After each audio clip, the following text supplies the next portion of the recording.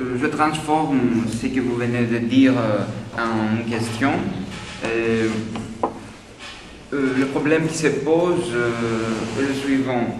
Comment les corps insèrent-ils dans la sexualité? Quelle est la relation entre les corps, la personne et la sexualité?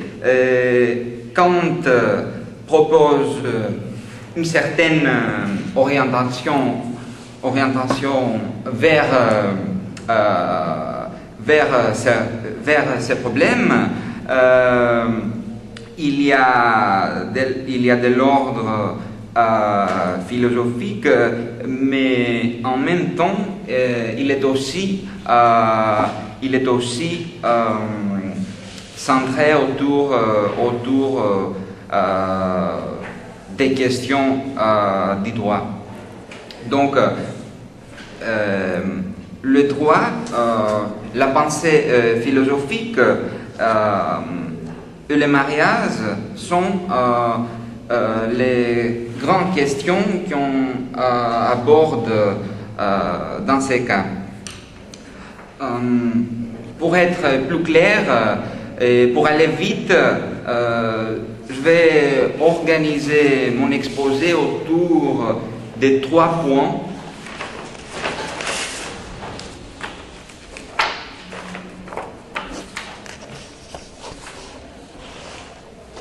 C'est ça. Le premier point vient de Jacques Lacan. C'est ça, excusez-moi, ne participe à l'histoire que les déportés. Oui, oui, c'est ça. Qu'est-ce que ça veut dire que les déportés? C'est les personnes qui sont exclues. Les personnes qui sont exclues. Oui, que les déportés. Oui. Mais quels déportés? Les déportés dans des camps ou quoi? En général. Il parle précisément de Joyce. Et donc, il traite la question de l'histoire qui n'est qu'un cauchemar. Donc, ça se trouve dans Saint-Paul? Oui, ça se trouve. Saint-Paul. Joyce c'est de Saint-Paul. Oui, si, c'est ça. C'est bien ça. C'est ça. Donc, le premier point vient de Jacques Lacan,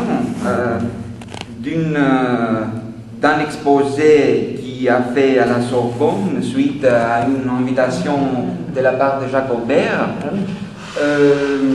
Donc, Lacan dit ne participe à l'histoire que les déportés, puisque l'homme a un corps, c'est par les corps qu'on l'a. Voilà. On trouve chez Lacan une certaine problématisation qui concerne les problèmes de l'histoire à propos de Joyce, qui porte aussi sur les corps. Donc,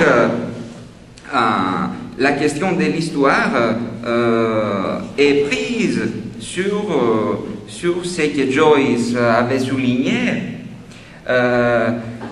que l'histoire est un cauchemar.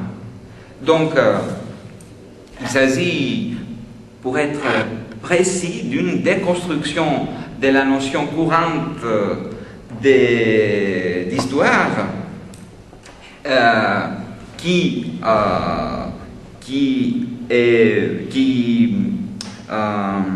dérivée de l'ère joycienne, et Lacan aboutit à une thèse qui concerne les corps. Donc, je relis, puisque l'homme a un corps, c'est par les corps qu'on l'a. Il s'agit d'une thèse qui se trouve aux antipodes de la thèse aristotélicienne, parce que, comme on sait tous, Aristote, dans son œuvre, a analysé les rapports de l'homme, les rapports entre l'homme et son corps dans une optique ontologique. Pour être clair, Aristote dit que l'homme est un corps. Et donc, dans ce point de vue, il se dirige vers une ontologie quelconque du corps. Mais à ce moment-là, Lacan exprime totalement l'inverse, que l'homme n'est pas un corps, mais l'homme a un corps. Et donc, c'est aussi votre point de vue, parce qu'il s'agit d'une contradiction, d'un conflit entre une certaine ontologie et une certaine écologie. C'est pas très commode à comprendre, mais c'est-à-dire que c'est le lien entre l'une et l'autre proposition.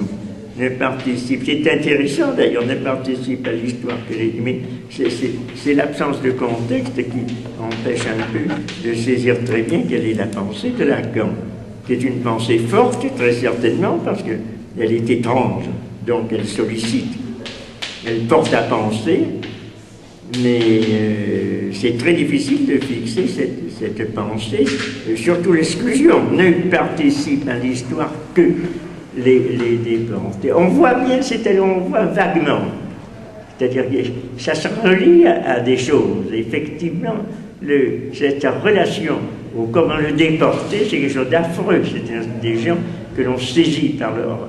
On ne se contente pas de leur imposer des choses, mais on saisit leur corps, pour simplement, et on les transporte. C'est le moment où l'acte, où la relation au corps, du pouvoir au corps est la plus violente et la plus imparable.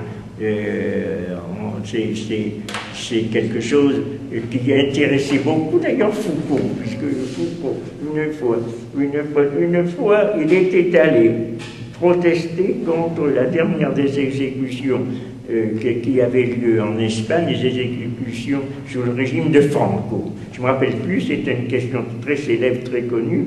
Il y a eu une exécution capitale qui a eu lieu, et je sais que Foucault était parti.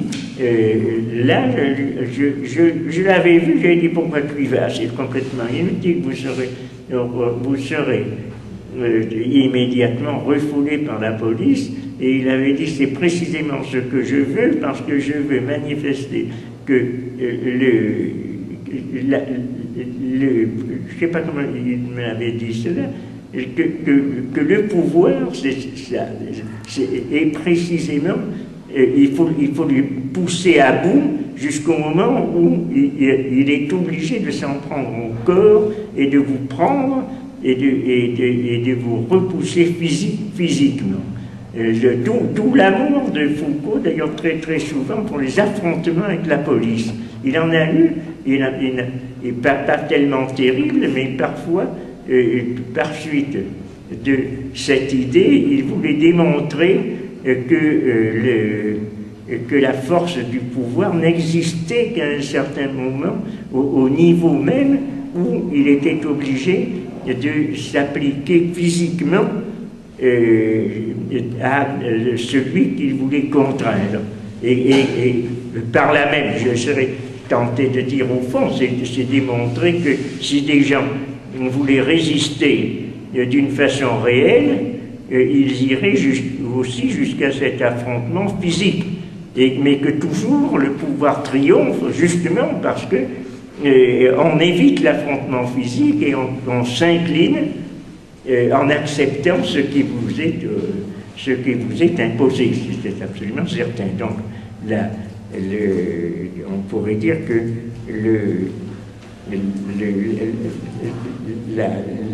la force du pouvoir se manifeste justement par suite de l'acceptation de l'acceptation de celui qui subit ce pouvoir.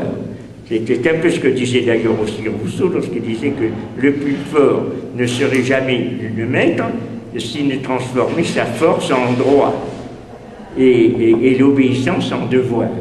Donc il y a un moment où l'on s'incline devant quelque chose parce qu'on ne va pas jusqu'au fait de pouvoir résister par le corps à un pouvoir et le forcer à manifester sa force au niveau de cette contrainte des forces physiques. Mais alors, puisque l'homme a un corps, c'est par le corps qu'on l'a appris, c'est-à-dire que la présence du corps introduit quelque chose qui, évidemment, est d'un ordre tout à fait différent de celui de l'ordre rationnel qui est celui qui est un engagement des personnes.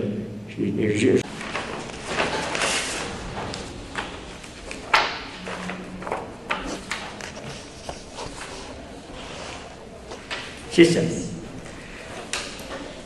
Le premier point vient de Jacques Lacan. C'est ça, excusez-moi, ne participe à l'histoire. Le corps, la personne et la sexualité. Kant propose une certaine orientation vers ces problèmes. Il y a de l'ordre les mariages sont les grandes questions qu'on aborde dans ces cas. Pour être plus clair et pour aller vite, je vais organiser mon exposé autour de 3 points philosophiques, mais en même temps, il est aussi centré autour des questions du droit. Donc, le droit, la pensée philosophique, je transforme ce que vous venez de dire en question. Le problème qui se pose est le suivant. Comment le corps insère-t-il dans la sexualité? Quelle est la relation entre